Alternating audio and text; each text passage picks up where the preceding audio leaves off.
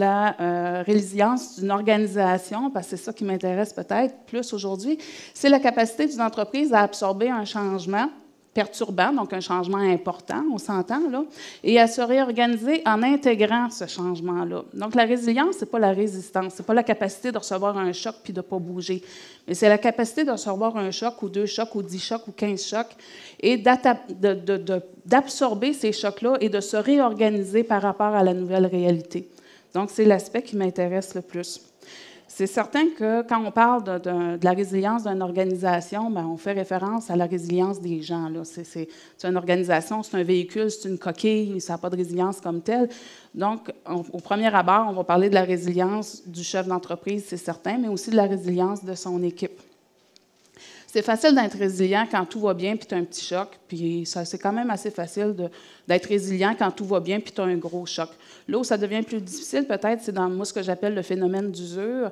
C'est quand tu traverses une période turbulente où est-ce que tu ne vois pas nécessairement la fin. Donc, il faut que tu restes motivé en tant qu'entrepreneur à te lever à tous les matins, à te mettre un sourire au visage, puis aller motiver tes troupes, parce que l'équipe, ils te regardent arriver, puis quand ils savent que tu passes un moment difficile ou que l'entreprise passe un moment difficile, bien, la première chose qu'ils regardent le matin quand tu arrives, c'est, d'être bonne humeur, c'est correct, ça ne doit pas aller si mal que ça.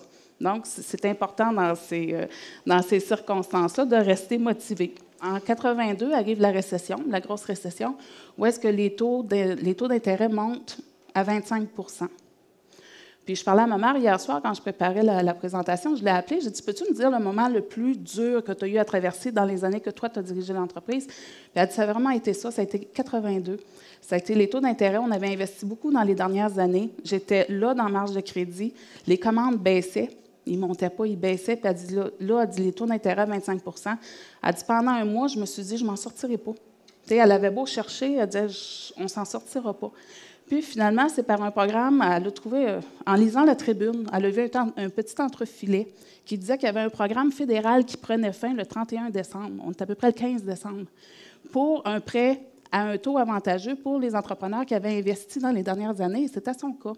Donc, en 2 semaines, dans le temps des fêtes en plus, elle a réussi à faire accepter son prêt. C'est Maître Poupard à Sherbrooke qui l'avait aidé.